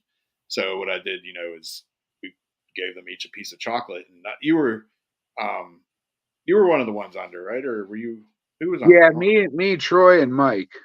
Okay, so yeah, I was having them telling the spirit, to go up to each individual one, like, grab Mike's spirit or, pull on Matt's bandana or something like that, because I was like, and that's the same thing we did with the chocolate upstairs when we kept getting that REM pod stuff right in the door. Remember, I put chocolate next to it. And Yeah, that was the one we had custom made. It wasn't like one of these finicky ones that, the real common one that goes off all the fucking time. Like that thing doesn't go off unless something's actually there. And it kept going off when I was talking, like, come get your chocolate. Yeah. And we had it down at Monroe too. That remember when it was in the hole? That was that same REM pod. That, like I said, that doesn't trigger easily. Yeah. That was interesting. That hey, some of that stuff, that trigger objects, man, that's the biggest thing when it comes to dealing with any type of child entity, especially. You know what I mean? Whether it's a toy or a baseball card or different things for the older situations or whatever. But that chocolate did the trick that night. Yeah. And Sean is definitely prone when you are under in an Estes method. Like he's gonna ask it to touch you. He loves like saying that. He does it every fucking time. I think he knows you're blindfolded. He just like sneaks up and starts touching you a little bit. Well, hey, in his defense, that night though, we had a couple tricks up our sleeves. I have these little sensors that I carry, and you're supposed to put them on your windows so that if somebody breaks in your house, the vibration sets them off. Yeah. We put those along with REMs and different things, so to kind of solidify the fact that there's nobody walking around. Because as soon as you take a step, I mean, it's so loud, it's ear piercing, it's annoying as hell. And I know me personally, I got my pants tugged. Yeah. And I voiced that. And it was what seconds later, Mike said, something pulled my beard, because Mike has that accent, it cracks me up.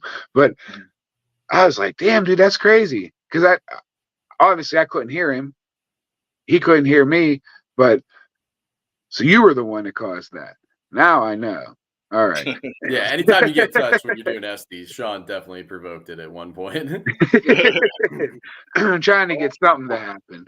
I was actually afraid. We did a double Estes when we were at the Octagon, and Tommy did tell us that raccoons sometimes get in the building. So we did it up on the balcony or whatever, which I'm assuming you guys did too. And I'm just sitting there, and I'm like, oh my God, there's going to be a fucking raccoon. It's going to jump on me, start attacking me. I'm blindfolded. I'm going to head first right off this balcony, and then I'm just going to haunt this place. And I'll be raccoon boy. I'm going to bring a live raccoon with me and just unleash it while you're under. Dude, I would just die, then you guys can come talk to me, Yeah. I'll definitely try anyways. Next time I go, I'm bringing Laffy Taffy, and I'm just going to put it off to the side so that they just have something to keep them occupied so they're not chewing on my toes. Yeah. For sure. Yeah. So going back to the local legends that we were talking about earlier. So we had the Green Man Tunnel is what they call it down in South Park. Yeah. I've actually heard that man that I can't remember his name. I don't remember the name of the guy, but he actually lived in Beaver. They just kind of adapted that story and took it to the South Park Tunnel. Have you heard anything about that, or is there any? He's buried in the cemetery. I've been to his grave before. It's Ray Robinson. I think Ray Robinson. Yeah. Okay. Is there any place in that area to outside of his gravesite that is legendary for him? I guess. No, honestly, nothing that I could tell you. The only thing similar to that obviously you guys know the story of Charlie No Face. That's it. Yeah, that's what they call him. Yeah, Charlie No Face. His real name was Okay, well he's buried in Grandview Cemetery, which is in Big Beaver. Now, yes, there is, and he's actually said to be seen walking Copple Galley Road, which is 351 is the route for it. So if you come through Beaver Falls all the way, you'll come into this little town called Copple. And the stoplight there's a gas station called Owl's Corner. If you take that left and you head towards another really small town called New Galley, that's Copple Galley Road. Legend is certain times of rainy nights, there's so many different ones for shit like that you can see him walking down there. I have tried dozens of times through snowstorms, rain, thunderstorms. I've never been lucky enough. But I too have been to his grave at Grandview. Grandview is one of my favorite places. It's such a crazy cool cemetery, and it's one of those ones that you would see in a movie. It's so old and neat. But that is where he's buried. You said Beaver, it threw me off a little bit, but you meant Big Beaver. I got Beaver, you. Maybe. Yeah, but no, that's something like because I did a lot of research on local legends, and that's one thing that I interviewed a gentleman that with Duquesne University who he's actually written some of the books. I can't remember his name, but he mentioned like all these local legends, like it may come from a true story, which in this case it does with Charlie No Face. Yeah, but another area will adapt that story. And it's because there's obviously energy at these locations, but they're just adapting different stories and taking them. And, no one knows what the real history is unless it's, recorded. Like you were talking about the bridge earlier where people actually had recorded deaths. But a lot of the local legend places, like that might not be the story that's, coincides with what's going on there, but there's definitely energy there. Oh yeah, absolutely. And what's crazy about that is with the whole thing with Charlie No Face is he was a real guy. Yeah. And he was actually really friendly. I know a few people that knew him personally. And one of my coworkers that I work with did too. Yeah. Yeah. And they said they would hang out with him and they would drink, and have a good old time. And what happened to him was very unfortunate. Yeah. But that road I'm telling you about, Copple Galley Road, 3/4 of almost completely to the end of that road, you can take a left and go down this road called Foxwood. And it'll take you up past another very old cemetery. I can't remember the name of it. Just at the top of that, you go down to the bottom of the stop sign, you make a left. That's where Summercut Bridge is. And that's all within a half a mile. Yeah. A mile of each other. And Summercut Bridge, kind of like Charlie No Face, the lady in white is the primary folklore that everybody sees there, and they say that you'll see her there at midnight on rainy nights, and she'll be standing somewhere on the bridge. Some people think she's trying to signal you to go over the bridge to kill yourself. Some people believe she's trying to get you to slow down so you do not go.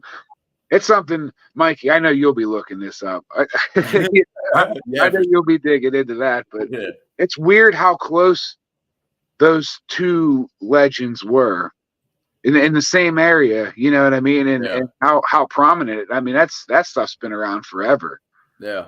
Well, that's like the Green Man Tunnel in South Park. It's basically up on the hill, and then down right where the other tunnel is Corvette Tunnel, which is another one that has urban legends about it. And you can see them from each other. That's how close they are. Yeah. Yeah. Now, did you get anything up there at the Green Man? Did you? I mean, I've never been there. I'd love to check it out sometime, but it's rough.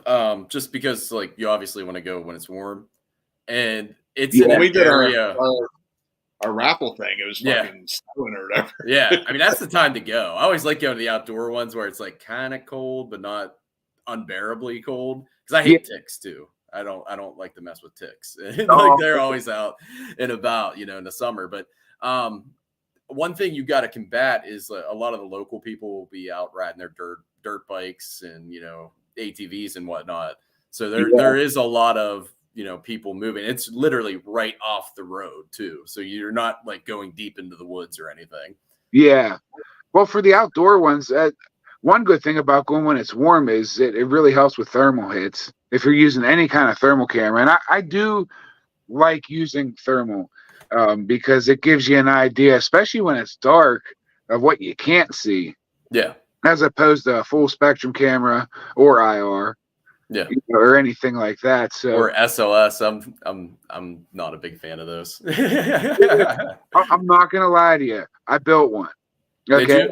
I didn't buy one. I took the Connect Cam and I got a tablet and did the whole thing. I mean, you can find YouTube videos to show you exactly how to do it.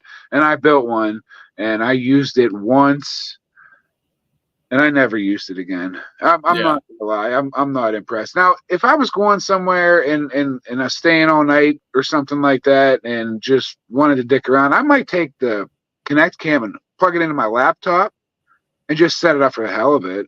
But to you walk around and investigate with it, it's bulky. It's not accurate. It's gonna, in my opinion, it's gonna pick up pipes. It's gonna pick up curtains. It's gonna pick up anything that symbolizes a figure. Yep. So I don't know. Now they got the XLS and all these different things, but the technology is all the same. Yeah. Yeah. As far as I know. You know what I mean? And I ain't talking shit on anybody. If you like it, you like it. You want to use it, hey, more power. I mean, everybody's different. Yeah, for sure. You know what I mean? So that's cool. But yeah, I'm not a big fan of the SLS either. But I will say I did build one. And like I said, the only time we ever really had anything happen was at Old College Hill. We were using SLS app, and Jen was dancing or whatever, and we were, telling it to like go dance with Jen, and you could see on the camera like something was dancing in the doorway. Yeah. Like that was the only cool thing I've ever had happen with an SLS. We had one at Loveland Castle too. I remember like there was like a figure on one of the walls or something. So I put the K2 meter there, and it was getting a reading. And then I like my hand really, really did feel cold. And it looked like it was like kind of crawling down my arm. But at the same time, like, I don't know. I still question it. But my theory with that is the one thing I always thought with an SLS, if you could ever solidify it, maybe it would be more for picking up some kind of animal entities. Because it's going to be a smaller figure that's more floor based. You don't have the walls to think about so much in that case. I'm not saying yay or nay, but hey, could be. You know what I mean? Maybe you can get a little kitty cat or a little bunny rabbit or something. I think like if you have something actually like interacting with you and answer, like I said, we were telling it to dance, so it was over there dancing. If you have something that's actually responding like, oh, raise your right hand, and you see it put its hand up. Something like that, I think, is more relevant than a fucking chair or something. Yeah, exactly. When we were at Greenville that time, we were using an SLS one of the first times we were there, and I kept thinking that something was on the bed, but I think it was picking up like, I don't know if it was picking up the bedpost or picking up like maybe the mirror in the background, but I think it was picking up an object. Like looking back on it, I don't think it was anything. Yeah, and it's hard to really decipher that because there's no concrete way to debunk it or to support it. So it's going back to Greenville. Like I watched your video, and one thing I really liked was that you do take a scientific approach to it, because you guys did baseline readings using the Mel meter, and then you kind of like, having that baseline kind of legitimizes what interactions you get at that point. So I did really enjoy that, but I did want to ask, like, Katie was writing stuff in a notebook. I couldn't really tell based on the video what she was doing. Was it just responses, or was it like, does she have a psychic ability or? Well, no, actually that was Elise. Oh, I'm sorry. But so we had a member in the little room that they used to use for the body storage room, and she was doing an Estes. Okay. So Marcus was asking questions, and the earphones that I use are Vic Firth. They're made for drummers, so they're sound isolation. I know a lot of the earphones out there are sound isolation, but I'm telling you, I'll show you these things, man. You put them on, you can't hear shit because they're specifically designed for drummers. So she was kind of hanging over this way, and she was writing down everything she was saying. Okay. So that we could go back, because we had an audio recorder as well, and kind of try to solidify what she was saying, if we picked anything up EVP wise, and just kind of, that's one thing that I always try to do, is document as much as possible. And she's real good at that. So that's what she was writing down over there. She was writing down responses, and she was writing down just happenings. Like, okay, there was a noise in the far right corner, or this happened, or that happened. That's something that we try to do all the time whenever we're out. But yeah, no, I do that whenever I do an investigation of my own. Two things I always do. One, baseline EMF readings. I want to know everything that's putting off electricity or any kind of EMF. Temp readings. I want to know what the temp is in all the areas, so that if you are using a MEL, or I got a few different ones. I just one from Harbor Freight with it. It's kind of like a MEL, but all it does is temperature. And then just the ones that you might use in your house, that you will put the little pods outside, and it's got the one base. Mm-hmm. You know, I'm big on temperature. I always have been. I feel like a fluctuation in temperature, if you're in a room for 10 minutes and that temp don't change, and then you set up some devices and it changes quickly and then goes back, and there's no way to explain that, there's a good chance that something could have passed by, or something. It's something to definitely look into. But another thing that I do, that I started to do, and I ain't afraid to admit that I got the idea from, oh shit, which one was it? They were down at West Virginia with us, Sean, at the Paranormal. Yes. They set shit up and then they leave for a little bit. Yeah. I do that too. That's another thing that I do. So that's three things that we really do. We always get baseline EMF. We always get baseline temp. And then we do that dead time or quiet time or whatever it is that they call it, just to see if we get any interaction without us being there. Yeah. But I do try to take a scientific approach to the best of my ability. I'm no genius. I'm no scientist. I'm no expert, anything like that. But I try to go in and look at it from all sides. And but in that video, that is what we were doing. But I tell you what, man, we had on the third floor that night, me and Evan, we were doing just a session. We were using a MEL meter, the triple with the temp and the MEL and the REM all built in. And we had another REM up there, and we were getting the most intelligent responses that I've ever seen with a REM pod. I'm talking yes or no answers. But as soon as I turned the camera on, it all stopped. Yeah. There was no camera. Now, I do have audio of that, but I don't have no video. That place was just, you guys know, you've done it many times too, but just an entity all of its own. Yeah. But did the Jins ever really investigate the cellar? Like, did you spend a lot of time down there? Not, I mean, I didn't personally. I mean, we did a public down there, and we had people down there. We got some cool stuff. My main room was the wood grain room on the second floor. Jen had somebody like talking in her ear that freaked her out. Yeah, it said "Hey girl" or whatever.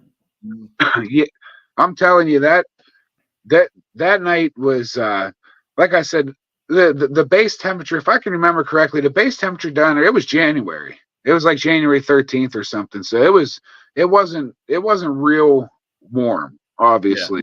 Yeah, I think it was like 50 some degrees or something that you set the base temperature at. Yeah, and then that dude, I'm telling you, that thing was it was up over 100. Yeah. And that was just on the MEL, and it was hard to get that on video because you can't really see. But we had two sensors down there, and in our little setup upstairs, where that was up in that room, we had a camera on the main device that the pods picked up off of. It was reading the same temperature that we were getting on the MEL. Oh, that's wild. Yeah, so I mean, it was really neat. It was really cool to see. And the member that we had in the body storage room, as Marcus called it, she really had a rough time. Yeah, I remember you pulling her out. Yeah. I mean, that was pretty much the end of her night. So it was, and she wasn't even under really that long. I think maybe 25 minutes, half hour. Yeah. But no, that's what that is. At least will do that. She'll write down just about everything. A lot of people laugh at that, think it's goofy, but for me, I try to keep notes. I still have that. I still have notes from every investigation we've ever done as a team. Yeah. we'll write down what room we're in, what time it is when we start, what time it is when we're done, what methods we've used, any type of reaction, any type of what we thought we heard, and then go back and try to compare that to audio or video or whatever it is that we're using, and just something different that we do, you know. No, I think I thought it was cool. I mean, I wasn't sure exactly what she was, because I remember like her saying like, oh, EVP this, and writing it down. So I kind of figured that was it, but I wasn't sure, because I know some like people with psychic abilities will also write down stuff as they feel they get readings on a room. So wasn't 100% sure on that, but no, yeah, absolutely. That's it. It's cool. It's a different approach. And anybody watching, I encourage everybody to do that, because just like we're talking here right now, we try to think back and we're like, oh shit, what the hell was it? Once you get out and you do so many, you start to forget certain things, and you can be like, oh, if it was cooler, or something that you wanted to go back on, like maybe I could, oh, Mike, you were down there. Did you experience this? And you could say, oh, you know what? Oh yeah, shit, yeah, maybe I did. Because I used to burn a lot of them when I was younger, so my mind's not what it used to be. Those brain cells, they just don't come back. Yeah, exactly. But yeah, that was a good night, and it was that was our first investigation as a team. So it was pretty cool. Get everybody together for that one, and definitely one that I won't forget. Yeah, for sure. I think anytime we probably investigated Greenville, Sean, I don't know, 6 times maybe, somewhere around there. And yeah, every time it just it definitely brings the heat. It's crazy because our public was more active than any private we've ever done there, though. Really? I would say that it was, but that first private that we did, I felt like we actually did the documentary on. I felt like there was a lot of activity there. I don't remember which one. I think it was one of our privates. Could have been the public, but I don't remember. But it was me and you. We were the only two that were still there. And we definitely heard somebody walking around upstairs. Oh, yeah. That was the Christmas time we went. Yeah. But you want to talk about cold, man. Yeah. I stopped off at my camp to plug in the golf carts and that, because it was kind of on the way. And it was like -6 in Slippery Rock. Oh, yeah. Yeah. Yeah, we have bad luck in the cold. I mean, the wintertime investigations are rough, but sometimes it's worth it. All the time it's worth it, but oh yeah, you know what I mean? Sometimes it is a struggle. Yeah. Especially that's why when you go to Hinsdale, I hope the weather holds up for you, because when we went there, it was absolutely freezing, and we were very limited on what we could do outdoors, and it has so many outdoor areas that are active, and it was like, damn it.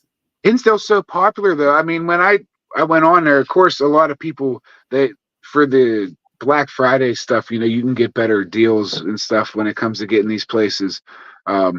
Dude, it was either pick that date or you ain't getting shit until October. And I try not to book much in October, because you guys know what October's like for us. For people like us, it's tough, especially with events and different things going on. I try to keep October open. But it's March. I'm going to keep my fingers crossed that it's not like, Snow City, but it probably will be. Oh yeah. March is like the new winter now, it seems. Like, it's exactly crazy. Tuesday, it's supposed to be 58. Yeah. You know what I mean? The day after Christmas. We booked Creston at the end of March on purpose, because we thought it'd be nice. We had a fucking blizzard. It was horrible. You'd be in the prison, you'd be like, if there's anybody here, can you make a noise? And it'd be like, whoosh, like a tornado coming through. It was fucking terrible. Yeah, absolutely. Yeah, that's fucked up, I know, but that's the way it always happens. Yeah. This happens that way. It's a shame, man. That's a shame about Creston too, though. I don't know what the hell's going on out there right now. I know they're still fighting, but kind of fighting City Hall, man, at that point, that's tough. I hope that shit pans out, though. Yeah. I mean, I don't know much about it. I don't really do online that much. So I know a lot about it. Yeah. I ain't gonna really talk about that, but I know a lot about it. Yeah, we can talk off air. Yeah. I know what Sean's better off. Probably better. Yeah. I actually got a Hillvue story for you too. After we log off, because it was pretty cool, but I definitely know they wouldn't want it public. So yeah, you got to be careful with that up there with that. I know that it's tough, and that's a tough thing. I love that place because it's like I said, 10 minutes away, man. It's in my back freaking yard, pretty much. Yeah. But it's tough sometimes. I feel you on that one. Yeah. I mean, it wasn't anything bad with like real people. It was like an interaction that I had while investigating that was pretty peculiar. Oh, okay, I got you. Yeah. Absolutely, man. Yeah, that's I don't know. I'm hoping that, as we go, more places start to come out of the woodwork. There's a lot of new things like the Ross House. Yeah. That's a new place, and it seems to be pretty eventful. So who knows what's really waiting out there to be discovered. That's the most exciting thing. And it's cool that there's, cool people out there like you guys that I can talk to and work with and shit like that, because that's how you find these things. And, there's got to be hundreds, thousands of places that, we have never seen or heard of that are just waiting to be discovered. If there's anybody out there watching and you have a place that maybe in your neighborhood, your neck of the woods, that you haven't heard us talk about, that maybe you think we haven't heard, reach out to Mikey or John or myself. Let us know, because we want to go. Maybe we can even join you sometime. That would be awesome. So I'm always looking for a cool new place to get out and hunt and get some experiences and meet some faces and have a good time. For sure. Well, we're almost at the 2-hour mark, boys. You got anything you want to promote? Yeah. No, not really. Anybody that's interested, you can check us out on Facebook. Elise just made us a TikTok. It's Hallowvue Paranormal. www.hallowvueparanormal.net. We do have a website. We're going to be at Wildwood Sanitarium on January 20th. We'll be at the Hinsdale House March 9th. We'll be hanging out with Sean and the boys up at Wildwood. You better be there too. Yeah, Mikey, you better be there, dude. I'll see what I can do. No, I'm definitely going to be at that one. If anybody wants to come hang out and just say hello, we'll be doing the Conneaut Psychic Fair. It's a 2-day thing in April. I think it's the 13th and the 14th. I hope that's still going on. I don't know if you heard any of the stuff about that, but I don't know. Yeah, it's all changing ownership, and because I tried to book my room and they said they can't do shit until after the new year and the new people take over. Well, I know Ken was just there, and he sent me pictures the other day. They were selling all their furniture and stuff, so it was not a good look. So hopefully that's still going on. Yeah, I hope so, because we are. Yeah.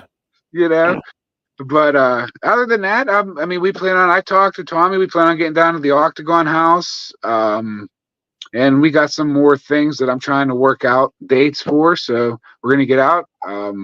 Hopefully, get back out with Bump again this year and hang out with you guys. And anybody watching, like I said, feel free to message us or message me if you guys have a crew or if you have a place or something. Love to get out. Love to meet you. I appreciate you guys having me on, man. It's been great talk. Well, thanks for coming on, man. The Yins are fucking special right here, baby. We'll definitely have to connect soon, man. Yeah, I appreciate it. Absolutely. It's been awesome. Stay on the stream too, Matt. We'll talk backstage. Yeah, okay. Yeah. All right. Thanks, guys.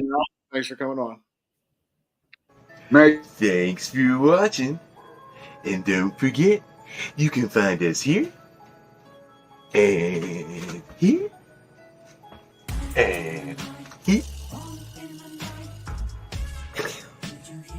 Don't forget, everybody needs a little bump in the night.